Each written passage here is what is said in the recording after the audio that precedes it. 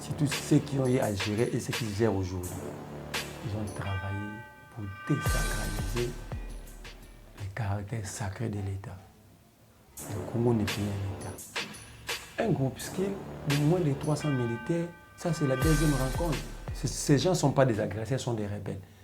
Quel est le rôle de Kagame et Museveni dedans? Dites-nous seulement, vous négociez avec le Rwanda. Moi, je condamne ni Kagame ni la communauté internationale. Je me condamne en tant que Congolais. Ils vont parler c'est quoi?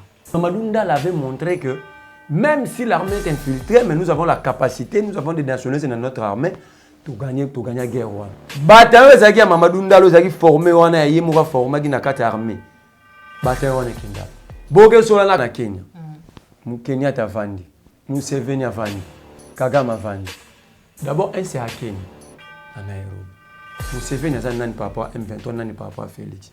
Finalité biloko et tombera na brassage. Brassage ouana, naba militaire rwandais ba na M23, vous serez obligé de les reconnaître comme des Congolais. Donc vous criez que l'armée est infiltrée. Vous voulez encore l'infiltrer. Avant M23, c'est Ngamamo a cessé les faits de négociation. Qui avait demandé à Félix de négocier avec M23? C'est pas Kagame. Bataille des pèses bagarre. Kagame le babon, hier va faire ça sur M23. Hier vous avez pas FDLR. Mais Kagame a dit que FDLR était bien négocié. Dit balai diplomatique oyo souka nango ekomaka na ba camp politique. Ba diplomate bazoya ba ça la diplomatie. Relations internationales, il y a pas d'intérêt, il y a rien, il y a que des intérêts. Si Félix leur donne les intérêts à ba pays na bango, ba cautionner yango. Le silence il y a peuple. Et comment on peut ça bango raison. Donc comme une étape cruciale, au moins tu vas dire. Nous savons avertir, mais non guérir. Nous allons vers un chaos. Et chaos ana Félix a vendu à l'Obarien. La loi fait que ce comme tu as fait l'absence de session moko. Faut à la sous-député à l'invalider. Maintenant, vous aussi, Bobi banda ba député na ba yarati. Mais qui banda ni ba cautionnant forfaiture. Mais pendant tout ce temps bato na ba yarati, tant ba reçoit salaire mboso tant ba futara bango. Tant ba reçoit na ba invisible na maboko mboso na bureau. Après ça bango on a raison nini. Tata Nzambe mboso. Abi na bateli bino trop. Babengaye abatelaki bango pour bazao ça nini. Est-ce que le secrétariat général de l'Assemblée est sous ordre d'embauche? Tant qu'il y a un service, on a un courrier côté. C'est son service. Il crée un fossé entre le peuple et son administration. Pour ça, il y a le long qui est courrier dans l'Assemblée.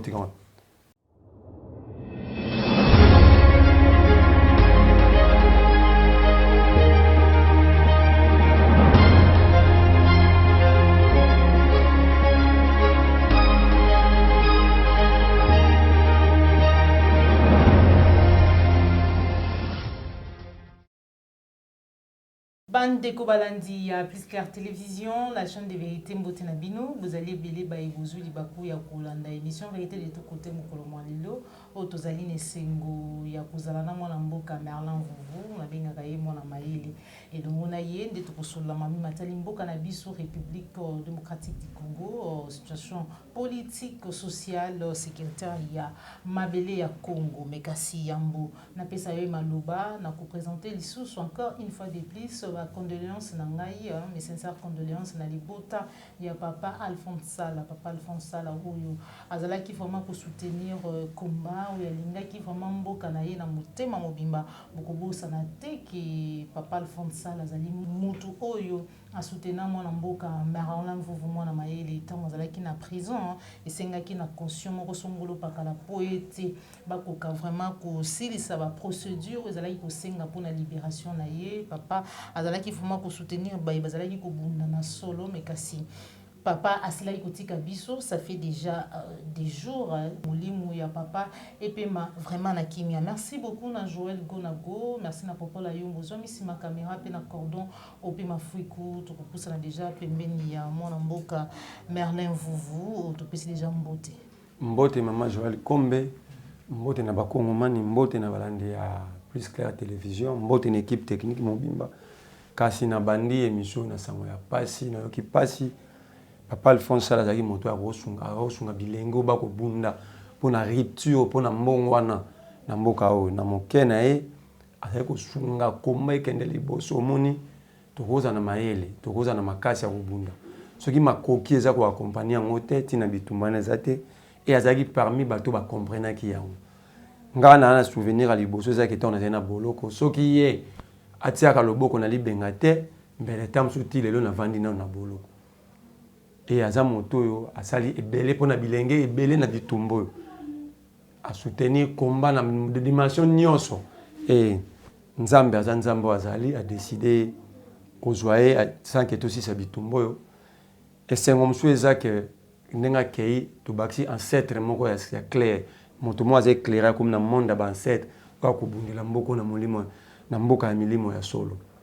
pesi nzambe ya mba molimo na kimia mabele ya bakoko ezala na bo lembu nyonso na koyamba e plutôt ko continuer bitumba pour na rendre honneur wa Matundu mingi Merlin vous ekosala vraiment pasi pinza makasi liwa ya papa Alphonse la o bilenge mingi bayebi qui vraiment ko soutenir combat mona mboka Merlin vous na ngambo assemblée nationale na ngonga utozali ko solula yebi eti pétition puis motion ekotaki contre mokambi ya assemblée nationale na kombo ya mboso kodi ya mpwanga mais na ngongo tozali ko solula toyokaki ki asilaki ko kanga ba bureau ya assemblée nationale pour quelle raison yambona bandana ya nona na motuna na yo tika na sabato ke soki sasa jantini akembangu te to régime a fait leçon nazo bengeza c'est une erreur de l'histoire entre parenthèses photo fermée rapide Jantini a sali 2 bavires lisusu ya liboso yo nanga to na kisasa ngaku nazaki nanga na boloko na 2020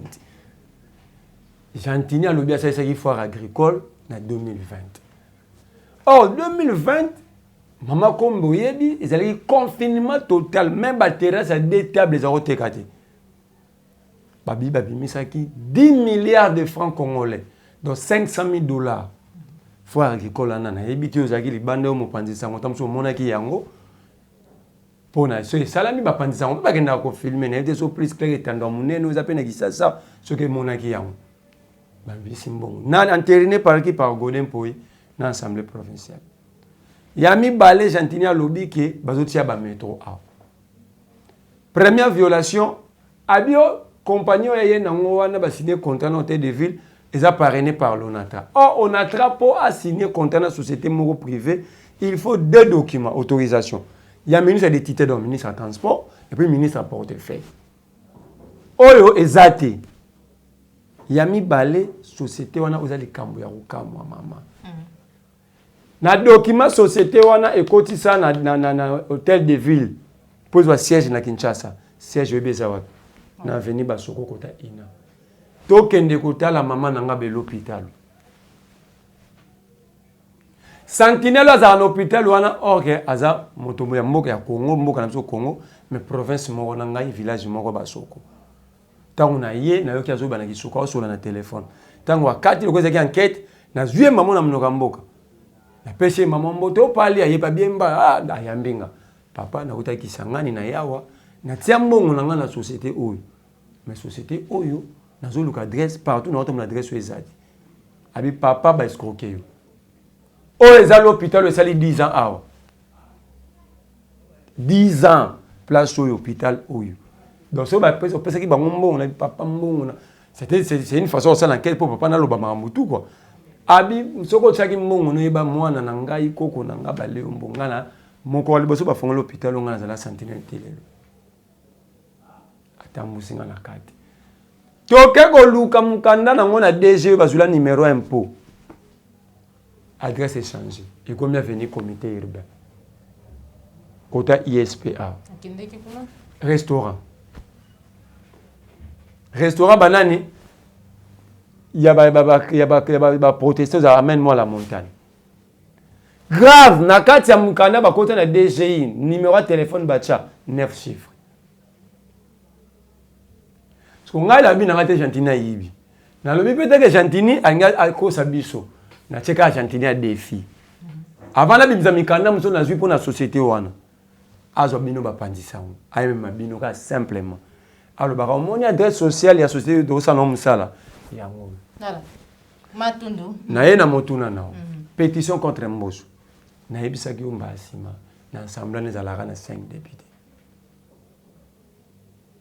Oh, baza ba député bara 5.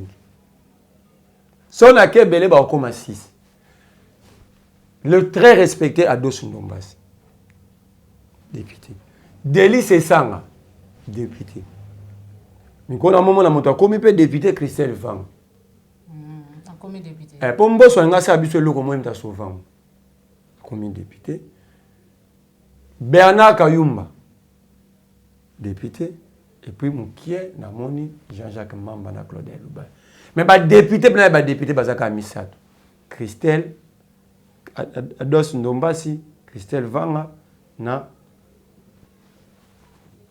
Delis Esanga. Comment est-ce que les députés Bouvandi, les pétition contre le président, la réunion, la collectif, les députés de la province, la réunion na bango, PV Bima, na résolution va publier, qui Mbosso a géré l'Assemblée Mabé, a détruit le groupe parlementaire, la commission ça a raté. Parce que le vrai débat sur le ça maintenant dans la commission, le groupe parlementaire, Mbosso a détruit, l'Assemblée doit exister juste. Distribution de parole, c'est la même clash entre Yéna et Sanga. Parce qu'il ne veut pas que les députés soient dans le gouvernement. C'est la clash. Parce que les députés, dans le gouvernement qui est la délinquance de gestion, c'est comme ça un problème. Et les députés, c'est ce que nous faisons. Parce que nous sommes là. Nous sommes là, politicien. Comme ça, nous sommes politiciens, Kabila na Félix. Pas Mobutu, nous sommes papa Mobutu, na tombo, na Aïbi, qui nous sommes Mobini. Mon papi est un père.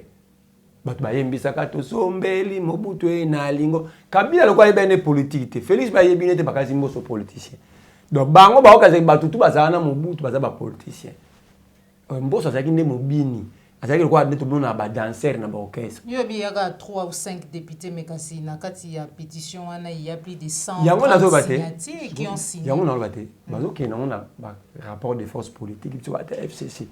Mais il y a des gens qui ont été votés qui ont été votés 300 quelques voix. À ce qui ont pas voté. Bango ba député ba ba ko Samboso. Na lo batande professeur na Camerounais Sarah Félix. Yezo lo baba lo bazo ngisa IBK président na Mali. Banani ba tiaka président wana. Donc bazo tourner so mburi bazo tirer ta à longueur on ba sa musala ya peuple. Bango ba ko esa mabunda. Mboso na zaina bango te batombola ba touche pas mabunda bake bazu ba mbongo bango ba député wana bazu mbongo ba kwatie mboso ça dit ba même so na ba intérêt na bango est-ce que lo mo salami na mboko les gens ne le disent pas ba baxi ba député salé pas comme na $18,000 $18,500 de 13 000 à $18,500 récit le message récit par chez un député abi ba reconnaître des makambo na kati na bango par reconnaître un traité électoral na bango donc base ne ba député ba kabara ba mbongo na ba base l'état joue en charge ba reconnaître na communication donc bango ba créer ba makambo oyo po ba moni ba menacer mboso tozanoka o pétition mboso aliboso ça yango wana mso ekenda yo donc ba créer boye mboso ayebi kopo so za na Kabila ayebi ndenge fonctionner ba député bo sa mambo za pe FCC na Kabila ba yebi mamne fo ça donc am mikolo ba zu ba larte ba zu ba mbongo te tato ba keza kop ba luka ndina na yebi so ekolala tozanoka ka ekolala na ngwe le compétition ne kenel pas. Et là, la peau Félix a livré. Mais déjà, tant que le biso Félix a livré, donc c'est une deuxième raison qui va député battre. Félix a aucune relation directe dans l'Assemblée. Le député, chaque institution a une autonomie. Donc, c'est l'autorisation à Félix.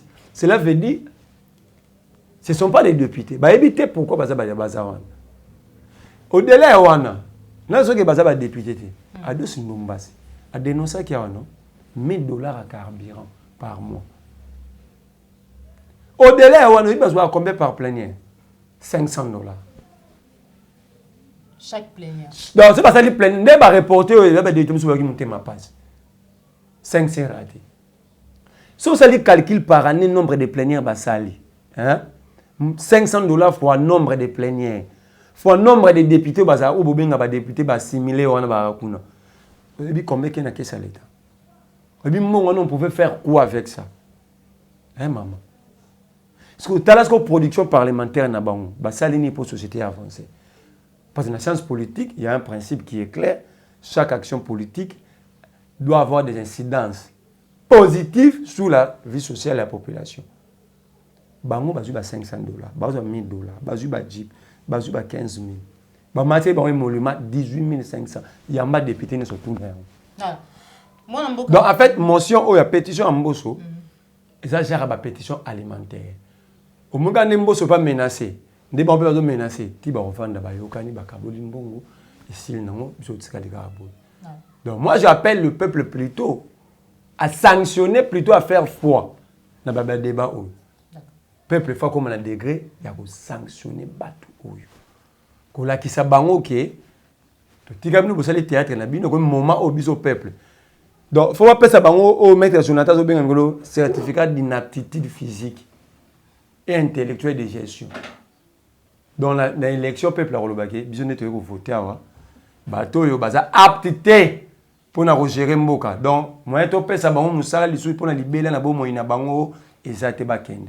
Net mboso vi âge il peut avoir un certificat d'inaptitude physique. Voilà. Mon mboka Merlin Vouvou toujours na ngambo Assemblée nationale toujours qui décision écouée kolobaete bako invalider bientôt là ba député nyonso absentéiste. Pourquoi seulement nangonga oyo? Parce que déjà bazalaka absent depuis longtemps. La loi dit ceci, le règlement intérieur ya bango. Session moko sur député CGT sans raison valable invalidé. Ça fait combien de sessions banal législative bandi? Vous avez une mafia. Donc ça déjà bitumba ba mafia terre mi bal ba mafia ba do bunda. Parce que on a makasi a gagné mafia moko. Parce que la loi fait que ce comme tu as absence à session moko. Faut à la sous-député à l'invalider, sur raison valable. Maintenant, on dit que banda ba député na ba yarate. Mais qui banda ne ba cautionnant forfaiture wan. Bato fait pas sanctionner. Donc Mbosso a bâti tout grief musu ligolo na yé. Kaza gestionnaire T. Donc il était là à tiki bato mo ba ça comme ça. Rattrapé quand même. Non, c'est gars. C'est quoi na bomi mutu après na biki na ça rattraper qui pour na kenda ko kunda mutu wangu. Si autant il y a bien ça rattraper. Bato là ba futama sans passer à Moussa, l'été ba futa mutu à Saint Moussa. Mbosso va ça sous koni. Ces gens ont été payés pour rien. Et grave Mbosso biga ba absentéiste. La loi veut que chaque vacances parlementaire, les députés qui n'ont pas fait na rentrée parlementaire, il faut pas produire rapport. Rapport, il y a vacances. Pour bâtir on a priorité pour ma population, il ne faut pas débattre. Communiquer bimankia. Si 500 députés, moins de 30 batouens par rapport parlementaire. Parce qu'on ne peut pas sanctionner conformément au règlement intérieur. Alors, c'est un député qui a bango, qui a kawana, agoya ko menacer kako isaenda bimisiango. Rapport ezali. Moins de 30 députés va produire rapport. Non, on peut se montrer au ratarana mindoule. 2 vacances parlementaires à Zaneka la Kishasa, mais il y a Boutembo. C'est quoi ça le rapport neni? 2 vacances parlementaires, na peso ba c'est belé la Kishasa ça mon pani. Ça va telingana kao. Dans les vacances parlementaires. Si Mouzitou est dans le cas, nous voulons faire valoir la loi. Hein? Si nous dans la Karana, nous n'allons pas accepter que quelqu'un qui ne travaille pas, qui soit payé. Toi, d'accord. Maintenant, tout la nani a occasionné forfaiture au you. Et ça, papa n'a pas de maman. Tout ça, tu as na biso mi balé. To boti bana. Bana bazo panza ba TV. Yoze la mukolo bana ba osa désordre ba mbulu na ndako yoze la mukolo mwana wa simba yo. Alobi ote mwana okutu de depuis kala yo kata ina sanctionné. Depuis tout ce temps, naza na loi. La loi veut que dans les règlements intérieurs, elle veut que si on a sali la session moko et qu'il y a raté à ses raté sans raison valable et c'est fini, il est orgie. Mais pendant tout ce temps, Batouana Baya raté. Tant Baya rejoindra salaire, Mbosso tant foutra bango. Tant Baya rejoindra na ba invisible na maboko Mbosso na bureau. Après ça bango on a raison nini. On peut aussi savoir parce que Batouana ba tout ba ke pour otangi Mouzitou. Mouzitou afana na ndako na ake musulman bon. Tout ça plus moi que nous rejoindra assignabilité de paye. Tant que nous rejoindra ba pesa ke na tinani.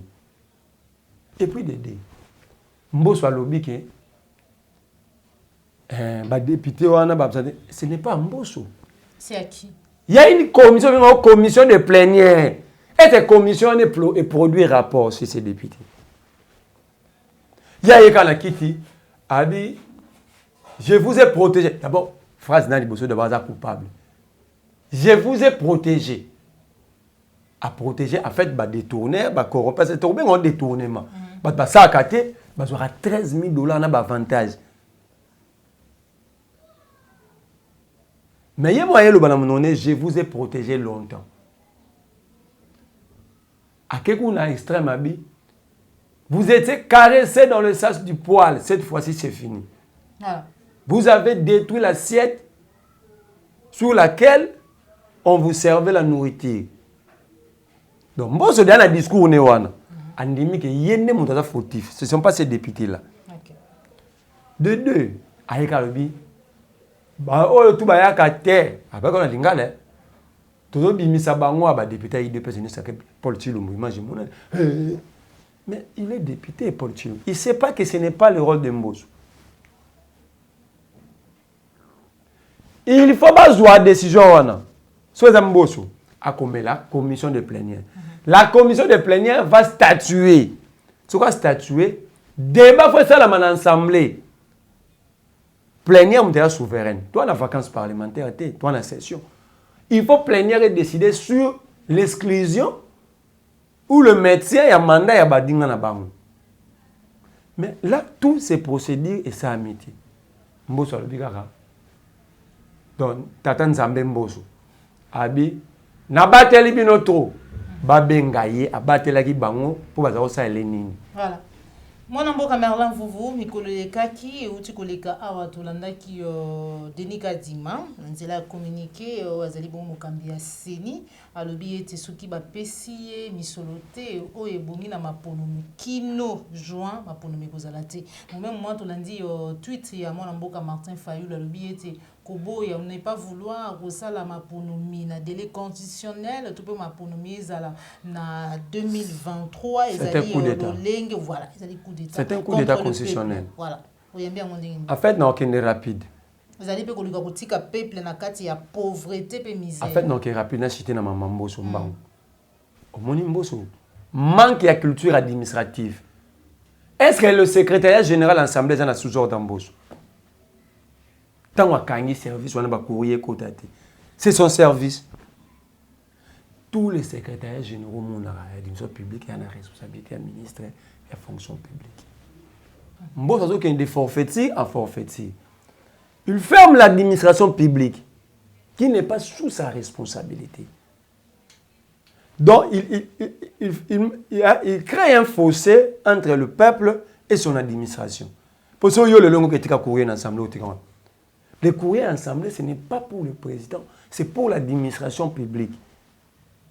Tous les secrétaires généraux dans le ministère ou dans l'État, dans l'entreprise publique, sont sous la responsabilité du ministre et la fonction publique.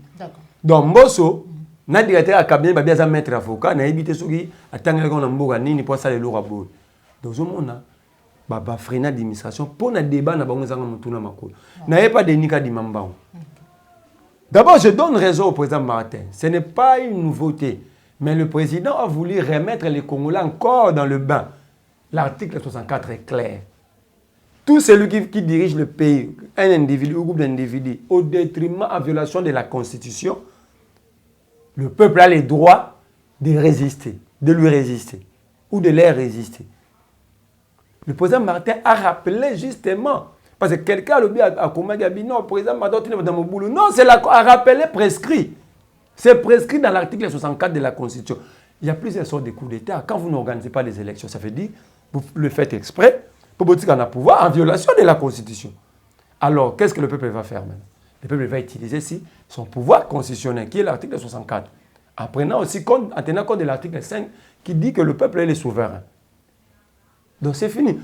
Donc, quand il m'a mambalobi, toloba yango, ce qui est vrai, Félix est entouré par des kabylistes. Les Bati, les Mbosso, les Bochab, les Mende, Tous ces gens-là, ça la stratégie, tout est glissement à Kabila. Et vous constaterez que Félix était d'agir exactement comme Kabila. Tant que vous avez une élection à délai, Félix a rien. Kabila n'a pas rien. Si on a la CENI, mais la CENI fonctionne par rapport aux moyens. Si on tourne, on a combien de CENI? On a un comparatif. Il y a un discours à l'élo pour une élection. Il y a une majorité actuelle. Il y a une majorité à Kabila qui a un discours. Mais l'élection, Kadima, a opéré sur ma pour nous, sur la PCM. Sur la PCM. Kadima, il faut 1 milliard et quelques de dollars. Premier ministre a lobby et l'équipe belé. Banda Baloba, ça fait 5 mois. Ni Kadima, ni Sama Lukonde, qui résoudre à tel niveau, l'élection c'est un matoire il y a longtemps. Bazako et Bisabizo, patrimoine, il y a Betakitolo Awa, que chaque exercice budgétaire, Babombara, 100 millions de dollars pour une élection. Ça dit, toi, il y a 500 millions parce que ça fait 5 exercices budgétaires. 2018, 2019, 2020, 2021, 2025. Bah, 500 milliards ou ana poto ndima. Bah, pesa kadima. Bah, si tolo automatique réserve de change. Bah, entreprise et bah, qui si mbongo bah, dépasser même assignation. Ozu mbongo belé. Bah, si tolo. Bah, pesa kadima mbongo. Tant que des entreprises de loi DGI, na 2021, bah, sali 3 milliards de dollars. Mais quand on a besoin, il y a 1 milliard. Mbongo zo monate. Pendant tout ce temps, le pays est en cessation de paiement. Entre-temps, expert, moi, Banque mondiale, lobby, Félix Osama m'a plaisir. Il dit qu'à matière va fonctionner, na ba sodambon. Alors, ba sengye na type normal, il faut réduire la prime. Donc en fait, on ne résout rien. Quand il va réduire le prime, vous avez un bon réseau de la prime. Bah, quand on va bien nos salaires mati. Donc en fait, à résoudre est l'autre. Élection est technique. Question de Bosso pour moi qui est en élection. Et c'est là que j'appelle le peuple à être prêt. Il y a un peu sur le projet Moya Koulissia. Et on ne peut pas dévoiler toutes nos stratégies sur la place publique. Élection est technique. Nous sommes au mois de mai déjà. Aujourd'hui, nous sommes 20 avril. Donc, toi, il y a un mois de mai sur le plan politique. C'est le 20 avril. Toi, il y a un mois de mai. Élection, enrôlement et Zouarabiso, 11 à 12 mois avec l'appui logistique à Monesco. Quand il m'a dit à l'Obagé Loromogo, élection, c'est la question de souveraineté. Le discours à Kabila, toi, on a besoin d'appui Moroté, ni à Monesco, ni. Déjà, sans appui logistique à Monesco, Congo est un avion. Nous avons combien de bateaux, même des pirogues, on en a combien? Donc tu vois déjà, les 11 mois où tu as 11 mois d'enrôlement, pour toi, on a un avion, un hélicoptère à Monesco. Si on veut utiliser un avion armé, moi en état de siège, on a au Bundandé. D'accord. Donc, en fait, tous les calculs faits, il n'y aura pas d'élection. C'est simple. Si on a bien compté, nous avons deuxième élément technique. Premier élément technique, tu as un mois de mai. Enrôlement nous prend 11 à 12 mois. Ça, la calcul, tu as en mai 2023. Voilà, ça c'est une réponse peut-être à Martin. Et puis quand il m'a levé le important, vous avez dit que non, élection vous a la tête, donc le Congolais à la misère. Quand il m'a levé le bien. Le ministre de la Finance avait Kadima, après ça Kadima Mbo. Oui, ça a débat mon top Congo. Oui. Kadima a appelé ça monte. Et puis nous avons vérifié. Maman Nicolas, il bateau a été dépassé. Kadio Chatina gestion. Maman Nicolas quand il a appelé ça Kadima. C'est une bonne élection. D'accord. 1, il y a une bonne pour nous foutre barrière à l'argent. 2, installation na char automobile. Tout ça tout là, bon opération électorale. D'accord. Merci beaucoup, mon Mboka Merlin. Vous allez toujours na émission na biso mission vérité de tous côtés. Vous allez sur la masolo au Etali Mboka na biso mabele ya Congo. Toujours en rapport na Maimatali Maponomi. Lelo na ngambu ya Assemblée nationale plénière esengela ki esalama pona Maimatali révision ya loi électorale. Mais kasi tout est comme ambassadeur ya France, il y a États-Unis, représentant ya Union africaine, il y a SADC, ambassadeur ya Grande-Bretagne, mais aussi 5 na SCC kokutana na mboso azali mokambi Assemblée nationale, pe baati mokambi ya Seni ezali nini. Simplement, na moment na biso peuple ne batuza to pesa bato ndingi sao. Donc le silence y a peuple et comment peut ça bango raison. La loi électorale est sur la table. Depuis San City, le premier phénomène de la loi électorale sans consensus. Parce qu'en fait, c'est ça le règle. Ce n'est pas la loi sur la CENI, ce n'est pas la loi électorale, c'est ça la règle. Donc, définition de la règle du G. Arbitre à Rosané Moutouangamba Hôtel. Mais la loi à FIFA, donc, c'est une étape cruciale. Étape cruciale. Oben Minako, malgré ma baignade sur la FCC, mais la sagesse avait poussé Oben Minako. Il y a une partie, parce que dans affaire à société, la société civile doit amener des inspirations de la population. Les camps politiques, les compétiteurs, la société civile, c'est le peuple représenté par les églises, tout ça. Et puis, moi, je ne comprends pas la bataille des personnes. Tant que il faut un consensus. Et c'est le dialogue. Il y a eu consensus ici dans la salle de banquier. Il y a parlé du peuple. Pour la loi électorale, est-ce que Bakaboula va poster quoi? Et ils veulent faire croire au peuple que ce va bien conseiller ça dit bateau n'a pas tout Kaboula va poster. Voilà comment quand on parle des choses sérieuses, il ne faut pas parler de fils Moukoko. Si on doit sérieux, il faut pas un fils Moukoko. Tout le monde a Nzela. Consensus n'est pas égal à dialogue.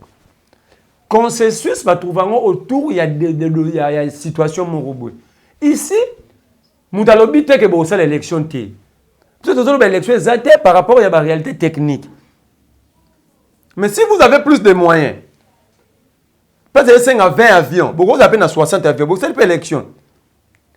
Mais quelles sont les règles du jeu? Il y en a même d'autres. Mon élection Kabila, Tobi Kabila, Trichelari, Félix. La loi électorale n'avait pas posé de problème. Vous voyez pourquoi? Parce que maintenant, on a utilisé la sagesse. On a qu'à parler du peuple. Mais dans la salle de banquier, bon, la loi, qu'est-ce qu'il faut faire? Tout va vendre,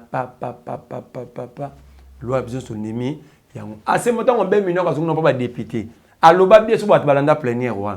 Cette loi ne nécessite pas un débat parce que c'est l'émanation pure de la société. Je l'amène ici pour que ça soit entériné. C'est ça, on est une élection, malgré le glissement, mais même il fallu réclamer l'élection. Si on a réclamé l'électoral, parce que c'était le fruit à consentement à Batunios. Qu'est-ce qui manque à Mbosso? Il y a Olobake, malgré la Félix, pour l'intérêt de la société, j'appelle tout le monde à rencontrer Moro pendant une semaine. Tout ça, la société, nous, députés, nous, peuple, nous pouvons les imposer quelque chose. Vous avez un fantasme dans Bisso. Ne pas ça quand on a mis na bazwa na loi électorale ba publier ou bazwa na consensus. Ba publier yango ça l'appelle débat. Mais après débat, Mina quoi même on va responsabilité né. Ça moi je le reconnais à Mina. Il a pris la responsabilité historique. Il y a aussi ba député, on a memi ils ont un niveau na ngate, il y a biso nyo sauté à ni à président. C'est l'émanation ya coût social nyonso. Donc biso si réellement tout ça ou t'as pas na banque ba pona ki biso na tia on table toi entériné. Oh ko beo yango peuple azomona. Planier wana sala 4 heures du temps. Ba diffuser yango ka na chaîne nationale tia on ba mina ba sala ki ba tia on ba chaîne tout. Et les gars na plus de 40 chaînes nationales. Député moko ta téléma. Pourquoi c'était la volonté à ba couche sociale nyos. Qu'est-ce qui manque en Mbosso de procéder comme ça? D'accord. Donc ça c'est-à-dire balai diplomatique oyo. Souka nango ekomaka na ba camp politique. Ba diplomate bazoya ba la diplomatie. Relations internationales, il n'y a pas d'intérêt, il n'y a rien, il n'y a que des intérêts. Si Félix leur donne les intérêts à ba pays na bango, ba cautionner yango. Moi je vois côté peuple, j'appelle mot sur la sagesse à tout na minako. Neni no salaki pour que toute élection est contestée, mais que la loi électorale ils a la contester. Donc au procédé on tire le bien, on rejette le mal. Il y a bien minako ça qui yango na proposer mbo sur joie yango. Au moins tu vas dire nous savons avertir, mais non guérir. Nous allons vers un chaos. Et chaos, Félix a vendu à l'Obarien. Mbosso Moutao jouer carte à la place publique. Il sera pris pour responsable dans l'incident. Et je prends les Congolais. L'opinion nationale internationale témoin. Où tu es qu'il y a une élection, un conflit, une crise, les responsables s'appellent Mbosso. Les responsables s'appellent Mbosso Kodja, na manyonso ekoya ba incident nyonso oyo bakambo oyo ekobota. Mwana mboka Merlin Vuvu mikolo elekaki tolandaki bai M23 groupe rebelle otobengi M23 ko cesser les faits pe ko senga dialogue na gouvernement congolais. Nangonga otozali ko solola ba koyebisa na peuple congolais qui sommet moko eko se tenir to pe ko salama lobi awa na ngambu ya Nairobi bipai wapi Uganda, Rwanda, République démocratique du Congo na Burundi bakozala na kati ya sommet wana pona komeka ko obtenir to pe ko lever ba option sur demande ya bai M23 wana information euti na source sécuritaire ya mboka na biso République démocratique du Congo yambi yango ndenge nini est-ce qu'encore cette fois-ci baningi bakota lisusu bato wana na gouvernement bien que belé babagate bazalaka déjà. En fait, maman Joël Kombe, quand je parle de la question sécuritaire et à pays Nabiso, j'ai toujours eu mal. Les politiciens congolais, je dis les politiciens, c'est-à-dire tout politicien, surtout ceux qui ont eu à gérer et ceux qui gèrent aujourd'hui, ils ont travaillé pour désacraliser le caractère sacré de l'État. Le Congo n'est plus un État. Pourquoi? Attends. Un groupe skill de moins de 300 militaires, ça c'est la deuxième rencontre. Sous Kabila, par contre, on a mis 23 en Kampala. Vous allez vous souvenir que Roger Lumba, la guitare, ensemble, comme un représentant M23 en Kampala, après on a dit qu'il n'a pas réussi. Et puis aujourd'hui, vous voulez encore parler. Vous allez encore reparler d'eux. Après demain. Hier, vous avez parlé, aujourd'hui, vous cherchez à parler. Et puis, il faut sommer Oyo pour Nako. Et puis, on nous dit que ces rebelles, ces gens ne sont pas des agresseurs, sont des rebelles. Quel est le rôle de Kagame et Museveni dedans? Quel est leur rôle? C'est quoi Kenya, Burundi, Uganda, Rwanda, pour Nako Zouabi, Yanouya Pesa, na demande ya Bayi M23. Vous allez, dites-nous seulement, vous négociez avec le Rwanda.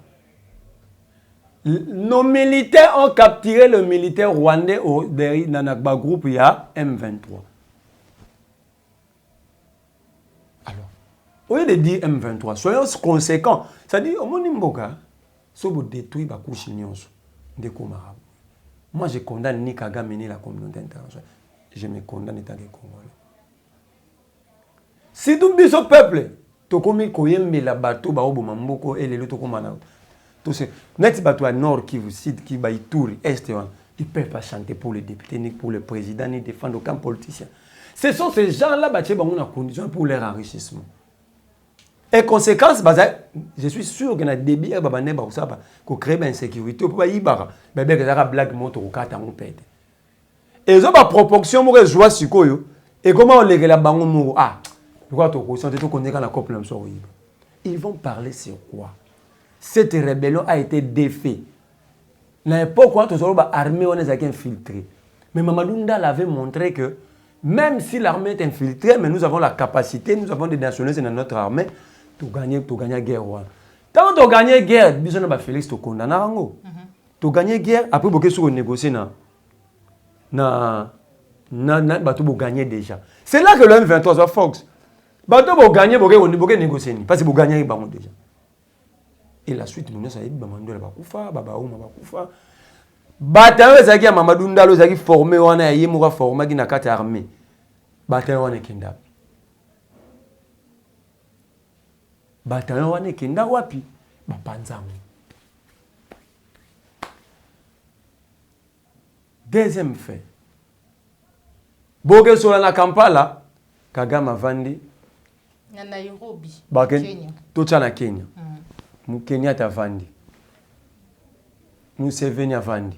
Kagame Vandi. D'abord, c'est à Kenya, à Nairobi. Museveni a nani par rapport à M23, nani par rapport à Félix.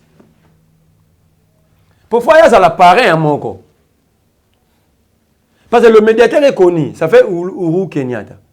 Kagame et Museveni viendront faire quoi? Ils vont parrainer qui?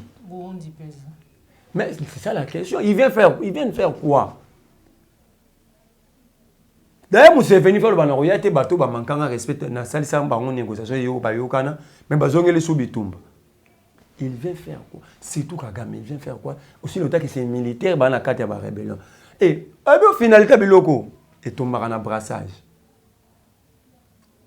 Brassage ouana. Na ba militaire rwandais ba na M23, vous serez obligé de les reconnaître comme des Congolais. Donc vous criez que l'armée est infiltrée. Vous voulez encore l'infiltrer. Mais est-ce que ça a une solution pour sortir de cette situation?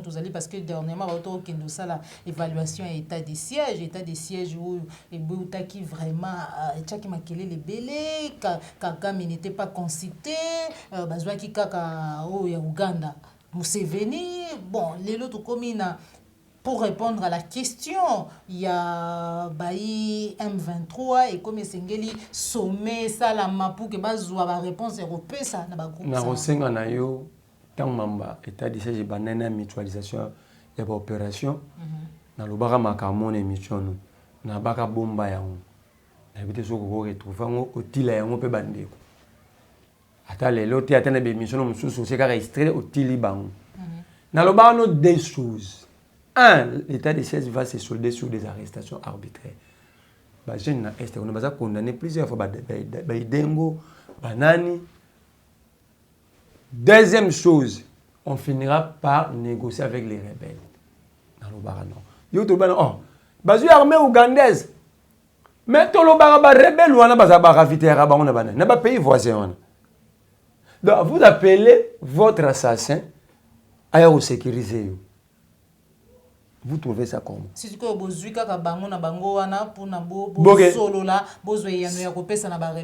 non, parce qu'avant M23, c'est un cessé les faits de négociation. Qui avait demandé à Félix de négocier avec le M23? Ce n'est pas Kagame. Kagame a dit pour qu'il y ait peur, Félix est obligé, la RDC est obligée de négocier avec le M23.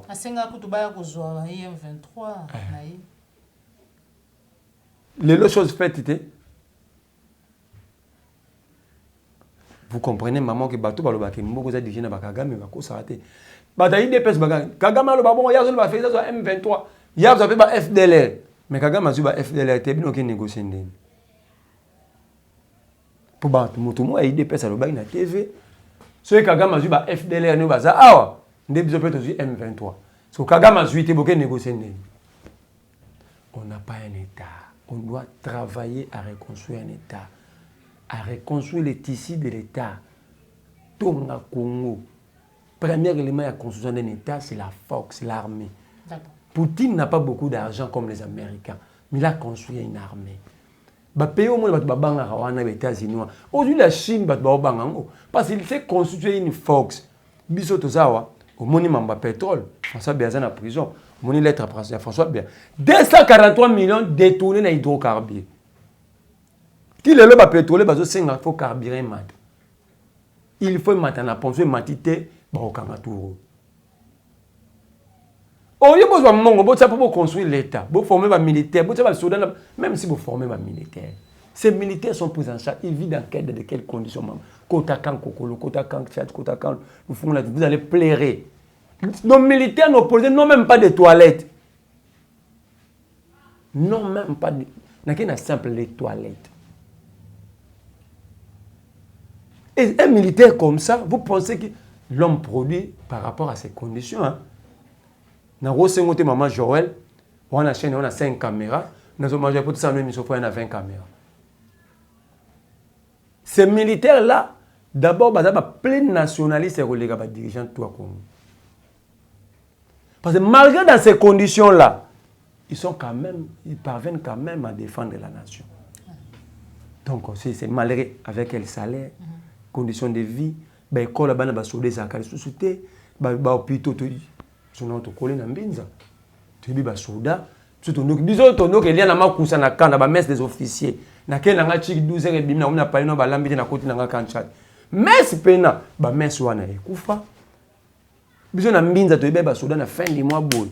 Mbuto apesa 2 cartons soso. Soda ya mulongo carton à portionner à 3 rames. ça qui a le Soudan a congélateur a bombika ram mo na su carton mo so toni ba bimi côté na biso na sauce loko pa bazo teka na bango po mais aujourd'hui on exacté et tala élément clair il y a découragement il y a armée bazo ba blessé de guerre nyonso o bango ba ko en charge to l'état fa en charge parti là bango liboso ba sodo photo sale là et soda na ke bunda bitumba ananda côté bani ba otanga bien te salaire malonga te entre temps azomona muninga na blessé de guerre na mo 500 fois l'état s'occupera na été soda na ke bunda lisusu voilà.